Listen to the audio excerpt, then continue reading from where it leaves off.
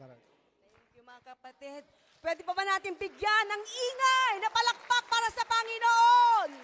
Ingay na nagmumula sa puso. Ingay na pumupuri sa Panginoon. Hallelujah, hallelujah. We give you praise. We give you all the glory. Napakabuti mo, Panginoon. Hallelujah, hallelujah, hallelujah. Hallelujah. Who? The presence of God is here already. The presence of God. Hallelujah.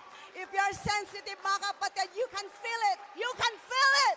You can feel it. Hallelujah. Hallelujah. Amen. Amen. Hallelujah, Jesus. Praise the Lord. Praise the Lord. Thank you, Jesus. Thank you, Jesus. So, hindi na pagtatagal, pwede ba natin buksan ang ating Bible sa Acts 1 verse 8?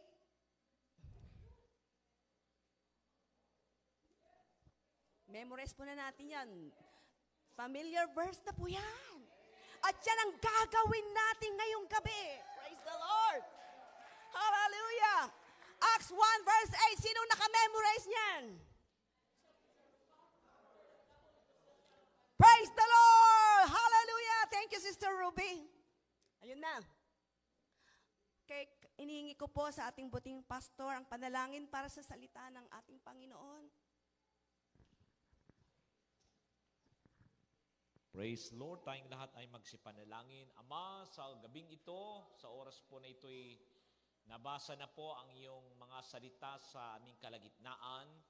Kaya't dalangin namin, O Diyos, na patuloy kami na kalooban ng karagdagang makalangit na karunungan at kaalaman.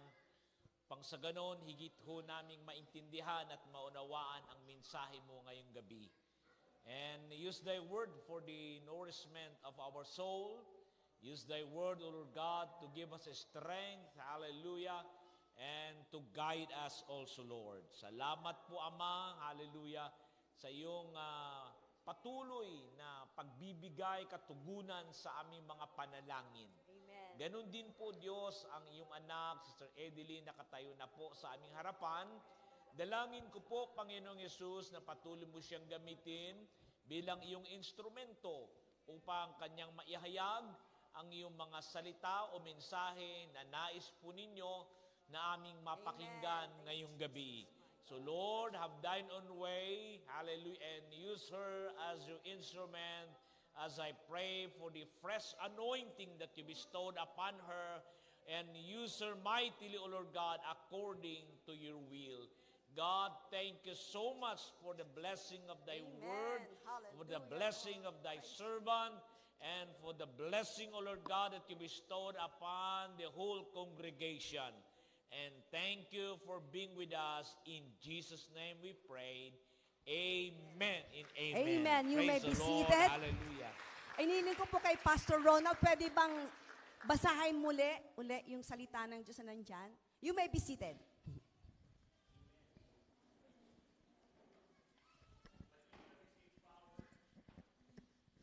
Acts chapter 1 verse 8, but you shall receive power after that the Holy Ghost is come upon you, and you shall be witnesses unto me both in Jerusalem and in all Judea and in Samaria and unto the uttermost part of the earth. Amen. Thank you, Lord.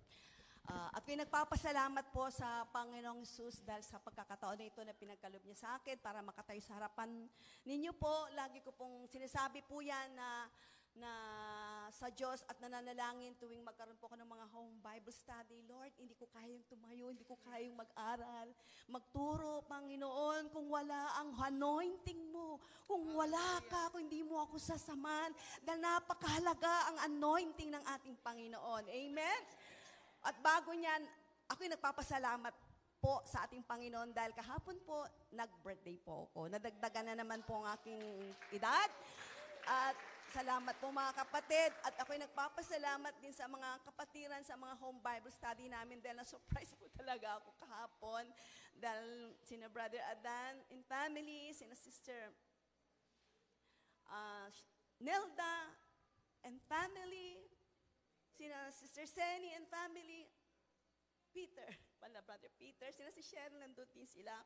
At may ibang kapatiran pa, hindi ko man nabanggit ang pangalan, yung pastor natin, Sister Ruben, na patuloy na sumusuporta, nagpapanalangin sa mga home Bible study natin, kaya naging matagumpay.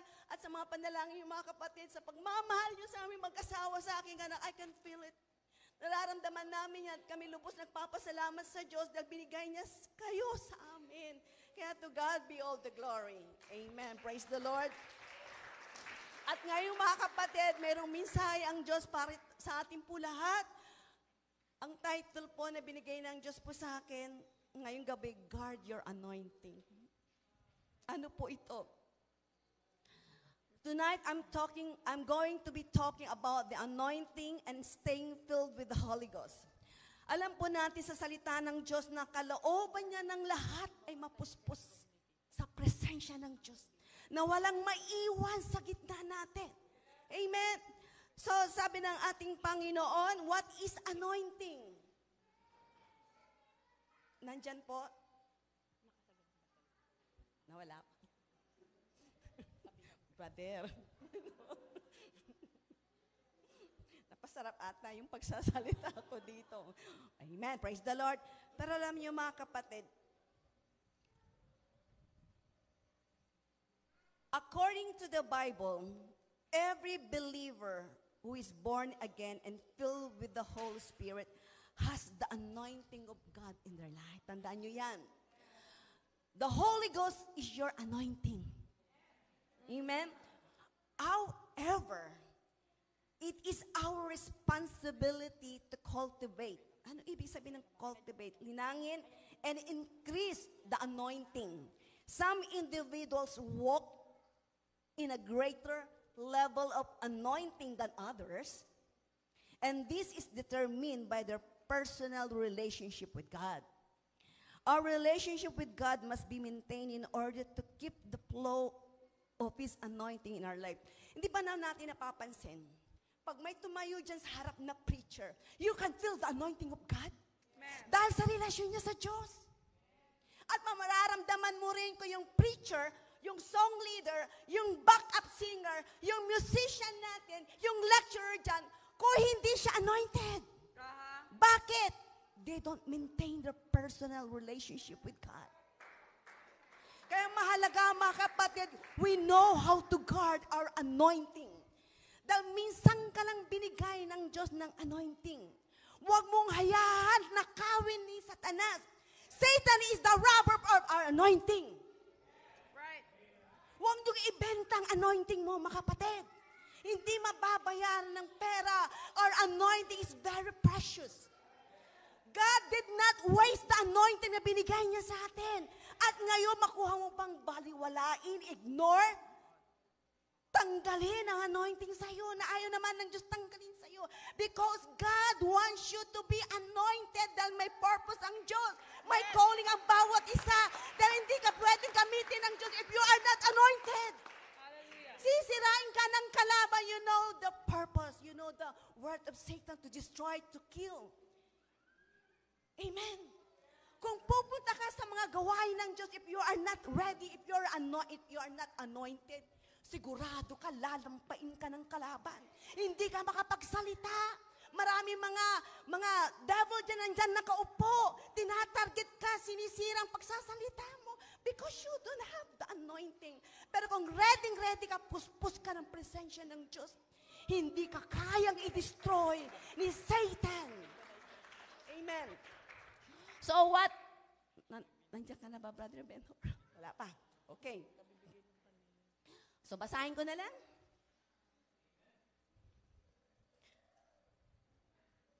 Hindi pa ready. Okay. So mga kapatid, it's our responsibility. Bantayan niyo pong anointing natin. Guardian mong mabuti. Protektahan mong mabuti. Hallelujah. Amen. Dahil nanakawan ni Satan na siyan pagtulog ka.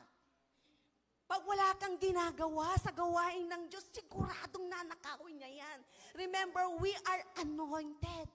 Anointing tayo, mga kapatid. Once you receive the Holy Ghost, sabi ng Diyos, you are anointed. Amen? So, bago ka lumapit sa Diyos para magsamba, kung may nararamdaman kang kasalanan sa harap ng ating Panginoon, di ba mas mahalaga, humingi ka muna ng tawad. Right. O kaya bago ka punta sa church, para hindi mahirapan sumamba sa Diyos. Lord, pupunta ako sa gawain. Pwede bang i-check mo ang heart ko? Meron ba akong kasalanan dyan? Nakikita mo na hindi ko makita. Linisin mo po para pagtaas ko ng kamay ko, I can feel you right away. Mapuspos ako. Humingi ka. Dahil hindi pa tayo perfecto, mga kapatid. Tandaan nyo, nagkakasala pa tayo everyday. Kahit ako, I'm guilty. Nagkakasala pa rin ako. Pero bago ako tumayo o mag-home Bible study, I make sure ng kasalanan ko pinatawad ng Diyos. Bago ako matulog, Lord, ano bang nakikita mo sa puso ko? Dahil gusto ko, pagdilat ko, ako sakaling darating ka mga ngayon, Lord, ready ako. Yan ang lagi kong sinasabi sa mga home Bible study namin. Humingi kayo lagi tawad ng Diyos every day. Dahil you don't know, maraming kasalanan na nagagawa natin. Ang tawag dyan, presumptuous sin.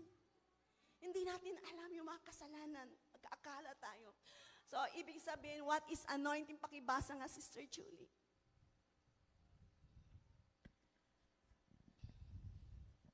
Ceremonial, what is anointing? Ceremonial anointing in the Old Testament was a physical act involving the smearing or pagpahid, rubbing or pouring, pagbuhos of sacred oil on someone's head or an object. Amen. All right. And then, to empower, ibig sabihin pa, to empower people to accomplish God's words and protection. May verses po dito na connected sa 2 Kings 9:6. Jehu left the others and went into the house. Then the young prophet poured the oil over Jehu's head and said, "This is what the Lord, the God of Israel says, I anoint you king over Lord's people Israel." So ang anointing, mga kapatid, nangyari din yung kay King Saul. Sino nag-anoint sa kanya? Si Samuel. At sino pa? Si King David. Sino nag-anoint sa kanya? Isa lang, si Samuel. Amen? So ang anointing, mga kapatid, mayroon pong empowering. Ibig sabihin, God will give you power. Nang sa ganon, ma-fulfill ang gawain ng ating Panginoon. Tulad ng sinabi ko kanina. Kaya nagpabaptize tayo, kaya mahalaga after you nabaptize sa tubig, mahalaga right away ma-receive ang Holy Ghost. Dahil ito ang kapangyarihan na ibibigay ng Diyos sa'yo. Amen? And then, protection. Ito rin ang pinibibigay ng Diyos ng anointing sa akin. Isa to protection, to protect us from harm. At sa malalaman po natin yan sa First Chronicles 16:22, touch not my anointed ones. Do my prophets no harm. Hindi nyo ba napapansin?